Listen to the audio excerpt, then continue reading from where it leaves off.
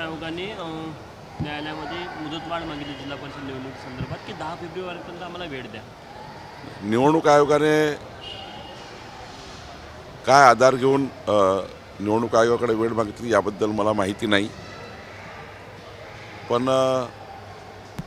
साधारण फरवरी महिन्यामध्ये 12वीच्या 10वीच्या परीक्षा असतात आणि आत्ताच एवढ्या मोठ्या निवडणुकीचा टप्पा पार पडल्यानंतर काही वेळ आयोगाला लागत असेल.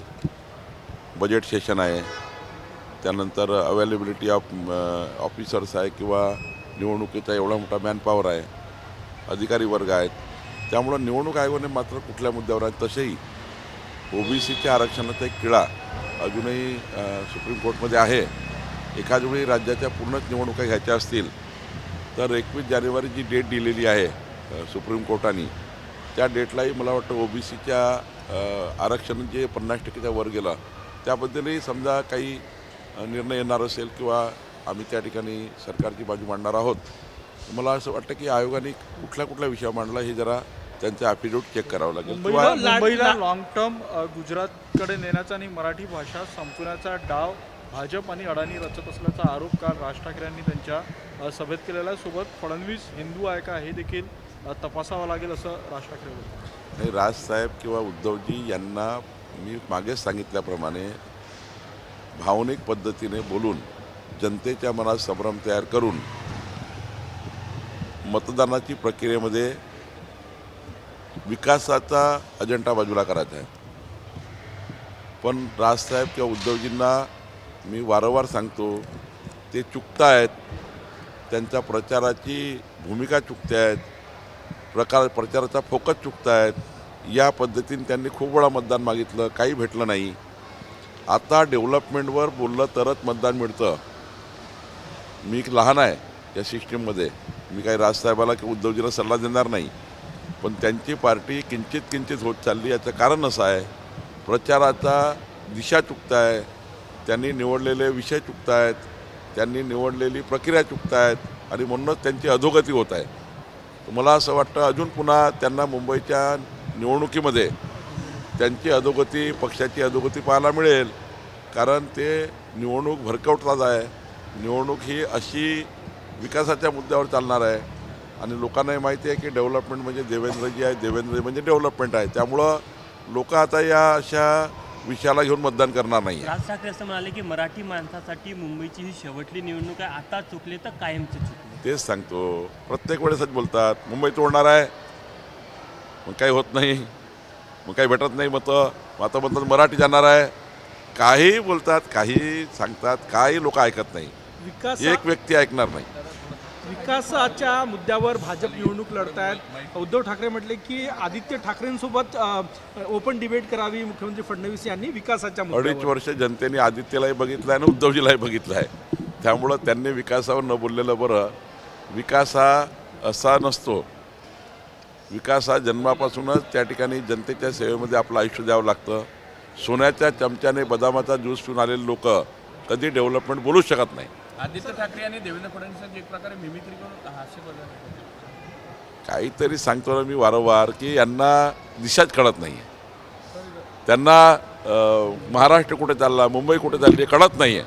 त्यामुळं काय आता देवेंद्रजीची आदित्यजी बरोबरी करणार आहे, काय लावलं आहे? महाराष्ट्र जनतेला हे तरी मान्य आहे का? महाराष्ट्राच्या मुंबईला तरी मान्य आहे का? आदित्यलाही सुद्धा मान्य आहे का की आदित्यजी देवेंद्रजीसोबत येतील विकास मांडतील? खरं तर काहीतरी पोकळ गोष्टी करायच्या आणि भरकटवायचं असंच मला दिसतं. काँग्रेसला लाडक्या बहिणींचा एवढा विरोध का असा प्रश्न उपस्थित होतो, कारण की निधी मिळणार आहे त्या विरोधात कुठतरी पत्र देणं किंवा विधानसभा निवडणुकीतही झालं, आता पण तोच मुद्दा काँग्रेसकडनं विरोध दिसतोय. काँग्रेस पार्टी लाडक्या बहिणीच्या विरुद्ध आहेच. कर्नाटकमध्ये काँग्रेसने लाडकी बहीण योजना बंद केली. ज्या ठिकाणी काँग्रेस आली लाडकी बहीण योजना बंद झाली. महाराष्ट्रात त्यांनी प्रयत्न केला, हायकोर्टमध्ये गेले, हायकोर्टाने त्याला हाकलून दिलं. मग त्या ठिकाणी त्यांच्या लोकांनी घोषणा केल्या आमचं सरकार महाराष्ट्रात आलं तर लाडकी बहीण योजना बंद करू. आता मकर संक्रांतीला लाडक्या बहिणीचे पैसे जाणार, त्या ठिकाणी रोडा आणला. शेवटी काँग्रेसचं धोरण महिला विरोधी आहे. आधीपासूनच काँग्रेसचं ब्लड महिला विरोधी आहे. काँग्रेसने कधी आमच्या लाडक्या बहिणीला साथ दिली नाही आणि मी आपल्याला आवर्जून सांगेल, जोपर्यंत देवेंद्र फडणवीस सरकार महाराष्ट्रात आहे लाडकी बहीण योजना सुरू राहणार आहे. अंबरनाथमध्ये भाजपला धक्का बसण्याची शक्यता आहे, कारण नगरपालिकेमध्ये शिवसेना, शिंदे गट आणि अजित पवार गट सोबत जात होते. स्थानिक राजकारणामध्ये काही तिथले समीकरण काय मला माहिती नाही, त्यावर भाष्य करणं योग्य होणार. ही महत्त्वाची निवडणूक आहे. विकासाच्या मुद्द्यावर तुम्ही मतं मागताय, तुमच्या प्रचार सभा पण आहे. काय मुद्दे अपील करणार अमरावती चंद्रपूरकर? अमरावती, चंद्रपूर, महाराष्ट्र, मराठवाडा, विदर्भात मी जातो आहे. एकच मुद्दा आहे, मोदीच्या सरकारच्या, देवेंद्रजीच्या सरकारच्या ज्या एकूण योजना आहे, या ज्या महानगरपालिकेच्या माध्यमातून समाजाच्या शेवटच्या व्यक्ती पण जाणार आहे, या योजनांकरता मतं मिळणार आहेत. आणि शेवटी निवडून आल्यावर प्रतिनिधीला विकास करावा लागतो. डेव्हलपमेंटचं व्हिजन आम्ही तयार केलं आहे. विकसित शहरं, विकसित महानगरपालिका, विकसित वॉर्ड, या ठिकाणी झोपून उठल्यापासून झोपतपर्यंत जनतेच्या समस्या सोडवण्याकरता जे काही आम्ही प्लॅनिंग केलेलं आहे. आणि मला विश्वास आहे की 24 तास पाणी मिळेल, रस्ता मिळेल, वीज मिळेल, CCTV सर्व्हिलन्स होईल. या सर्व मुद्द्यावर जनतेला आता मतं पाहिजे आहे. जनता ही मतदान करणार आहे. त्यामुळं विदर्भात सर्व ठिकाणी आम्हाला मोठं यश मिळेल.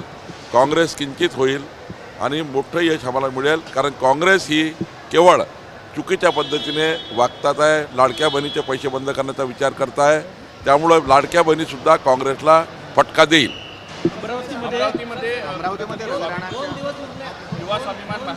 युवा स्वाभिमान बाहेर पडली आणि भाजपनं सोबळाचा नारा दिलेला आहे. नाही, आमच्या स्थानिक लेवलच्या नेत्यांनी त्या ठिकाणी तिथलं आकलन करून काही निर्णय घेतलेले आहेत. शेवटी तिथे स्थानिक भाजपा ही काही विचार करते आहे. आधी नियुक्ती झाली, मग त्या ठिकाणी काही स्वाभिमाननी जास्त उमेदवार लढवले, त्यामुळं युतीच्या बाहेर स्वाभिमान गेली. मग भाजपाने त्या ठिकाणी काही भूमिका घेतल्या, पण स्थानिक नेतृत्व मात्र त्या ठिकाणी काही वेगळा विचार करताय. मुंबईमध्ये ठाकरे बंधूंचं इमोशनल कार्ड चालेल की फडणवीसांचा विकास? देवेंद्र फडणवीस आणि डेव्हलपमेंटच चालेल. सर, हे सांगा, 2 दिवस उरलेले आहे, मुख्यमंत्री नागपूरला येणार आहे, निवडणूक सुरू आहे आणि गव्हर्नरच्या कार्यक्रमात महाराष्ट्रभर नागपूरमध्ये मुलाखती आहे. फडणवीस साहेब केव्हा येणार आहे आणि कसं काय दौरा असणार? 13 तारखेला उद्या देवेंद्रजी नागपूरमध्ये असणार, एक रॅली करणार आहे आणि त्यांचा जो प्रचाराचा जो त्यांनी उद्या कार्यक्रम ठेवला आहे तोही होणार आहे. पण नागपुरात एक रॅली होणार आहे. लाडकी बहिणी, सर, एक शेवटचा मराठी असा, लाडकी बहिणी योजनेसंदर्भामध्ये निवडणूक आयोगानं आक्षेप घेतला आहे. निवडणूक आयोगाकडे सगळं प्रकरण गेलेलं आहे. लाडकी बहिणीचा हप्ता जमा करण्यासंदर्भात निवडणूक आयोगाच्या कोर्टात सगळं प्रकरण गेलं आहे. मला सांगा, लाडकी बहीण योजना की आजची आहे का, या निवडणुकीकरता आहे का? आधीच योजना विधानसभेच्या पूर्वीची आहे. आणि जी रेग्युलर योजना सुरू असतं किंवा रेग्युलर योजना ज्या चालू असतात त्यांना आचारसंहितेचा कुठलाही भंग होत नाही. त्यामुळे ही योजना रेग्युलर योजना आहे, सुरू असलेली योजना आहे. त्यामुळे मला असं वाटतं निवडणूक आयोगही सुरू असलेल्या योजनेला बंद करणार नाही. तुमच्या प्रचार सभा आज कुठे कुठे? आज अमरावतीमध्ये मी 5 प्रचार सभा करतो आहे, नागपूरमध्ये 6 करतो आहे आणि घरोघरी भेटी देणार आहे. ठीक है, उनकी डिमांड है, केंद्र सरकार विचार करेगी.